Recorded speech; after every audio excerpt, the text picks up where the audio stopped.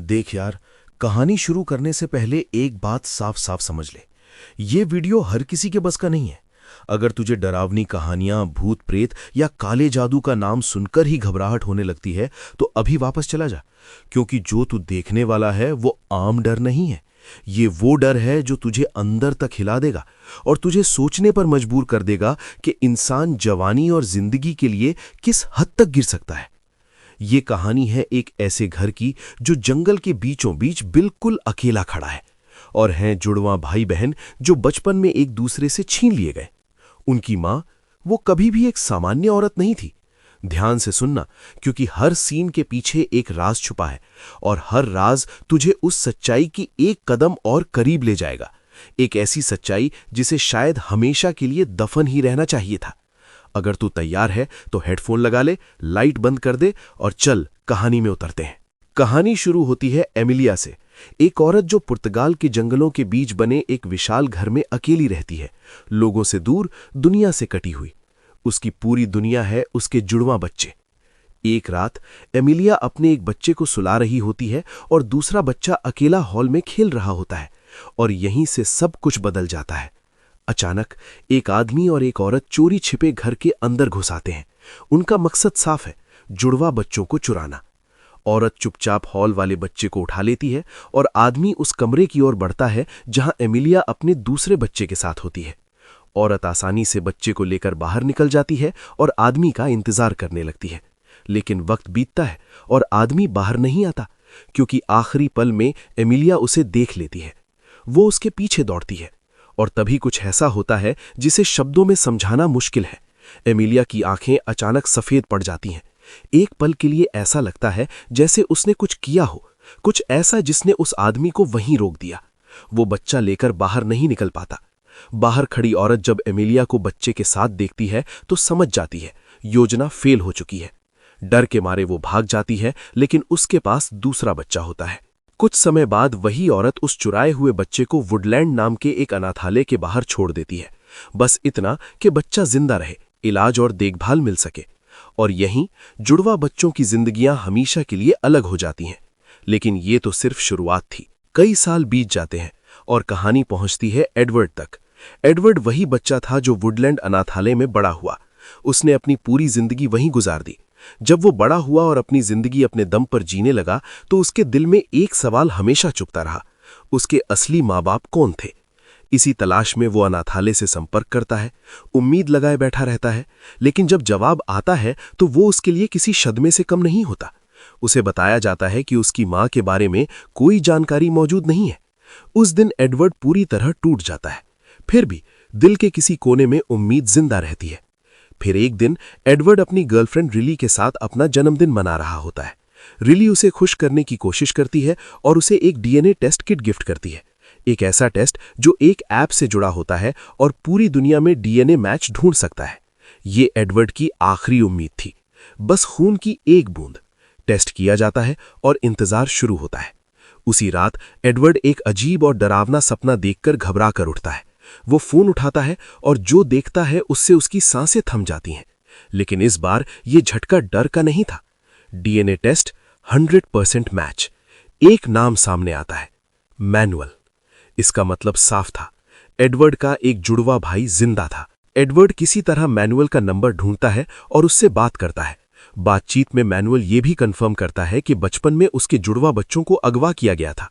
और अब ध्यान से सुन, क्योंकि यहीं से कहानी ऐसा मोड़ लेने वाली है जो सब कुछ बदल देगा। अमिलिया ने कभी अपने खोए हुए बेटे की तलाश छोड़ने का नाम नहीं लिया, और दूसरी तरफ सालों की तकलीफ, अकेलापन और इंतजार झेलने के बाद एडवर्ड आखिरकार मैनुअल तक पहुंच ही गया। इस तरह एक मां को वो पल मिला जिसका उसने पूरी जिंदगी इंतजार किया था। बिना एक पल गवाए एडवर्ड ने फैसला कर लिया कि वो पुर्तगाल जाएगा, अपने असली परिवार से मिलने। उसकी मंगेतर रिली ने भी जिद की कि वो उसके साथ जाएगी। लंबी और थकाने वाली फ्लाइट के बाद दोनों कार से मैनुअल के घर की ओर निकल पड़े। रास्ते में उन्हें एक लोकल औरत दिखी जिससे उन्होंने रास्ता पूछने के लिए गाड़ी रोकी। शुरुआत में वो औरत रिली से बिल्कुल सामान्य तरीके से बात कर रही थी, लेकिन जैसे ही उसने मैनुअल के घर की तस्वीर देखी उसका चेहरा बदल गया। उसकी आवाज ठंडी पड़ गई, आंखों में डर साफ दिखने लगा, और बिना कुछ ठीक से बताए उसने उन्हें अजीब तरीके से वहां से भगा दिया। ध्यान रखना दोस्त, ये हालात बिल्कुल भी सामान्य नहीं थे। फिर भी किसी तरह रास्ता खोजते हुए एडवर्ड और रिली आखिरकार मैनुअल के घर पहुंच ही गए। मैनुअल पहले से ही महल के सामने उनका इंतजार कर रहा था। उसने गर्मजोशी से उनका स्वागत किया, जैसे वो किसी अजनबी से नहीं बल्कि अपने ही खून से मिल रहा हो। उस पल एडवर्ड को पहली बार महसूस हुआ कि शायद वो उस खाली जगह के करीब पहुंच गया है जो सालों से उसके अंदर अधूरी थी। घर बहुत विशाल था, चारों तरफ घना हरा भरा जंगल। ऐसा लगता था जैसे वो जगह दुनिया से कटी हुई हो, रहस्यों में डूबी हुई हो। महल के अंदर हर चीज बड़ी सावधानी से सजाई गई थी, हर कोना, हर सामान जैसे सब कुछ सोच समझ कर रखा गया हो। घर का टूर करते हुए एडवर्ड और रिली की नजर एक तस्वीर पर पड़ी, एक बेहद खूबसूरत औरत की। तस्वीर थी एमिलिया की, लेकिन उसने ये भी कहा कि वो बीमार है और आराम कर रही है, इसलिए इस वक्त आधी रात को वो बाहर नहीं आएगी। उसी रात एडवर्ड एक डरावने सपने से हड़बड़ा कर उठा, और इससे पहले कि वो कुछ समझ पाता, मैनुअल शांति से उसके कमरे में खड़ा था। उसने एडवर्ड से कहा कि वो उसके साथ चले, एमिलिया उससे मिलना चाहती है। घबराया हुआ, उलझन में पड़ा एडवर्ड फिर भी मैनुअल के पीछे चल पड़ा। जब उसने पहली बार एमिलिया को देखा तो उसके अंदर अजीब से जज्बात उमड़ पड़े, खुशी भी और डर भी। वो वैसी नहीं दिखती थी जैसी उसने अपनी मां की कल्पना की थी। उसके चेहरे पर कई सर्जरी के निशान साफ दिखाई दे रहे थे। फिर भी उस पल ने सालों की दूरी को जैसे मिटा दिया। एडवर्ड को लगा वो सच में अपनी मां के सामने खड़ा है। एमिलिया बेहद खुश थी। उसने उसकी तारीफ की, कहा कि वो कितना बड़ा हो गया है और अब कितना हैंडसम लगता है। अगली सुबह एडवर्ड ने रिली को रात में हुई हर बात बता दी। दिन के समय रिली मैनुअल के पालतू पक्षी के साथ समय बिता रही थी। तभी एमिलिया उसके पास आई और रिली के गांव, उसके घर और उसके इतिहास के बारे में बातें करने लगी। लेकिन अचानक, बिना किसी वजह के, रिली को एक अजीब सा एहसास हुआ, जैसे एमिलिया में कुछ ठीक नहीं है। माहौल भारी हो गया तो रिली ने सोचा कि बेहतर होगा कि वो वहां से हटकर अपने कमरे में चली जाए। नहाने के बाद अचानक उसके कानों में आवाज पड़ी। एमिलिया और मैनुअल बात कर रहे थे। यहां ध्यान देना दोस्त, क्योंकि यहीं से असली खतरा शुरू होता है। रिली की जिज्ञासा उस पर हावी हो गई। वो चुपचाप सुनने लगी। वे पुर्तगाली भाषा में बात कर रहे थे, इसलिए रिली ने अपने मोबाइल में ट्रांसलेशन चालू कर लिया, और जो उसने सुना उससे उसके रोंगटे खड़े हो गए। एमिलिया कह रही थी कि वो फिर से एक छोटी बच्ची बनना चाहती है, और उसी बातचीत में रिली को यह भी पता चला कि मैनुअल आज भी अपनी मां के साथ उसी बिस्तर पर सोता है, जबकि वो एक बड़ा आदमी है और उस विशाल महल में कई खाली कमरे मौजूद हैं। सच में दोस्त, ये बिल्कुल भी सामान्य नहीं था। अचानक एमिलिया को रिली की मौजूदगी का एहसास हो गया। उसने उस पर जासूसी का आरोप लगाया। डर के मारे रिली वहां से भागी और सीधे एडवर्ड के पास पहुंचकर सब कुछ बता दिया। ये सोच कि मैनुअल अपनी मां के साथ सोता है, रिली को अंदर से परेशान करने लगी। लेकिन हैरानी की बात यह थी कि घर में किसी और को इससे कोई फर्क नहीं पड़ता था। अगले दिन रिली ने अपनी दोस्त से संपर्क करने की कोशिश की, लेकिन घर के अंदर नेटवर्क बहुत कमजोर था। कमरे में इधर उधर घूमते हुए उसकी नजर एक पुराने बॉक्स पर पड़ी। अंदर बहुत पुरानी तस्वीरें थीं, परिवार की पिछली पीढ़ियों की। लेकिन जो चीज सबसे ज्यादा डरावनी थी, दादा दादी के चेहरे मैनुअल और एमिलिया से अजीब तरीके से मिलते थे, जैसे वही लोग हों, बस अलग अलग समय में। इससे पहले कि रिली कुछ और देख पाती, मैनुअल अचानक सामने आ गया। वो घबरा गई, बॉक्स बंद किया और माफी मांग ली। उसी रात रिली एक बच्चे के रोने की आवाज से जाग गई, जो नामुमकिन था क्योंकि घर में कोई बच्चा था ही नहीं। आवाज का पीछा करते हुए उसने एमिलिया को देखा, लेकिन इस बार एमिलिया का शरीर एक छोटे बच्चे जैसा था। अचानक एमिलिया ने जोर से रिली का हाथ पकड़ लिया और उसी पल रिली डर के मारे जाग गई। वो एक सपना था, लेकिन डर अभी खत्म नहीं हुआ था। कुछ देर बाद रिली फिर से जागी और इस बार एमिलिया उसके सामने खड़ी थी। उसकी आंखें पूरी तरह सफेद थीं। वो रिली की बैग में कुछ ढूंढ रही थी। एमिलिया धीरे धीरे उसकी तरफ बढ़ने लगी और रिली तीसरी बार चीखते हुए डर के मारे जाग गई। वो खुद को समझाने लगी कि ये सब सिर्फ सपना था, लेकिन जब उसने नजर घुमाई, उसकी बैग खुली हुई थी। कपड़े दोबारा करीने से रखे गए थे, सिर्फ तिजोरी बंद थी, और इसका मतलब साफ था, एमिलिया सच में आधी रात को उसके कमरे में आई थी। सुबह होते ही रिली ने फैसला कर लिया कि वो घर के पास वाले जंगल में दौड़ने जाएगी। जैसे ही वो थोड़ी दूर पहुंची, उसे आखिरकार नेटवर्क मिल गया। उसने तुरंत अपनी दोस्त को कॉल किया और एडवर्ड के परिवार के अजीब और डरावने व्यवहार के बारे में सब कुछ बता दिया। उसने साफ कहा ये लोग बिल्कुल भी सामान्य नहीं है। उसी वक्त घर के अंदर एडवर्ड बेचैनी से इधर उधर घूम रहा था। रिली कहीं दिखाई नहीं दे रही थी। ध्यान से सुनो दोस्त, क्योंकि यही चिंता जल्द ही एक बहुत बड़ी मुसीबत में बदलने वाली थी। घर में घूमते हुए एडवर्ड की नज़र एक छोटे से कमरे के पीछे लगे दरवाजे पर पड़ी। अंदर से किसी बच्चे की धीमी सिसकियां सुनाई दे रही थीं। उसका दिल जोर जोर से धड़कने लगा। डरते हुए फिर भी उसने दरवाज़ा खोल दिया, और जो उसने देखा उसकी कल्पना से भी परे था। एक आदमी दर्द में तड़पता हुआ बेहोशी की हालत में फर्श पर पड़ा था। ये सदमा इतना गहरा था कि एडवर्ड वहीं बेहोश होकर गिर पड़ा। कुछ ही पल में मैनुअल वहां पहुंच गया। उसने एडवर्ड को उठाया और आराम करने वाले कमरे में ले गया। वहां उसे चाय पिलाई और कहा कि वो आंखें बंद करे, गहरी सांस ले और शांत हो जाए। जैसे ही एडवर्ड ने आंखें बंद की, मैनुअल उससे मैसेज के जरिए बात करनी शुरू कर दी, और उसकी बचपन की यादें एक एक करके सामने आने लगीं। हर याद पहले से ज्यादा डरावनी थी।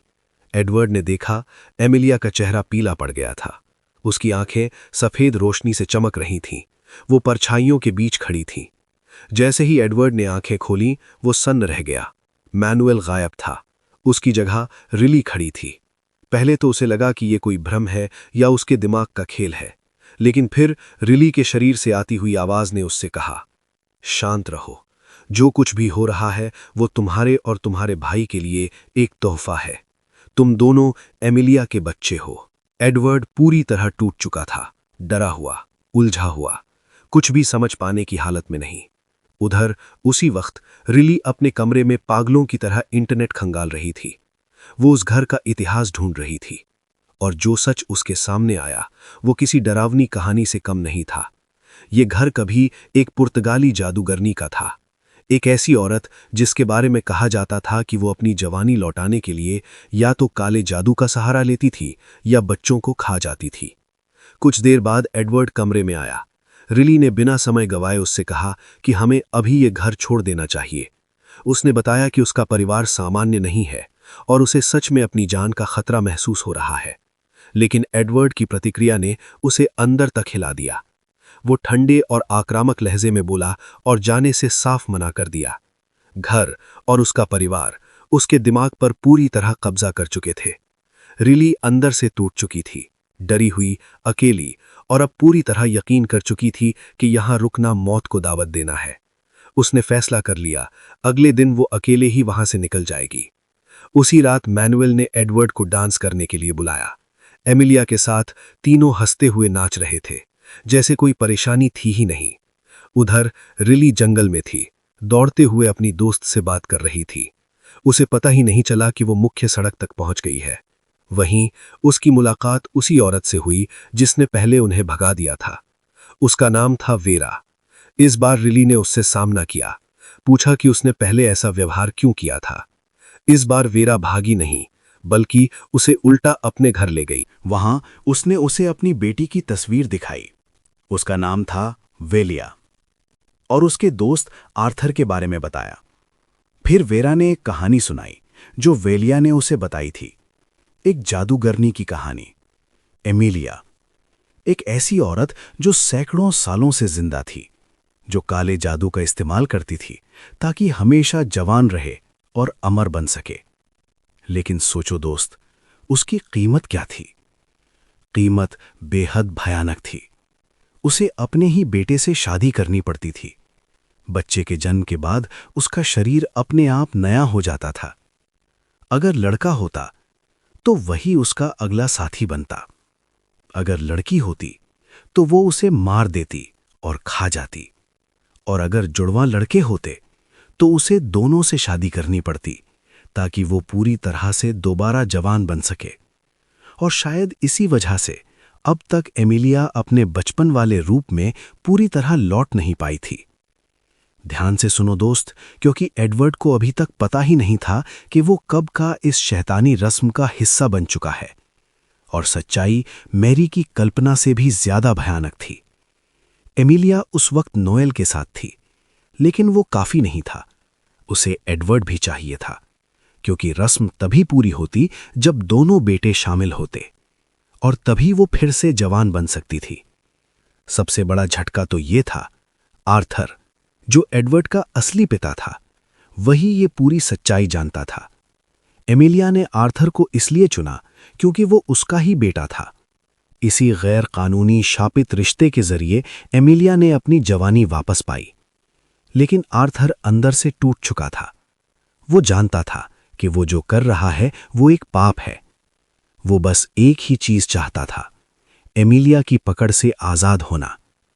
फिर उसकी जिंदगी में फैला आई और पहली बार आर्थर को सच्चा प्यार मिला। जब फैला को एमिलिया की असली बुराई का पता चला तो उसने ठान लिया, किसी भी कीमत पर इस शाप को रोकना होगा। आने वाली पीढ़ियों को इस भयानक अंजाम से बचाना होगा।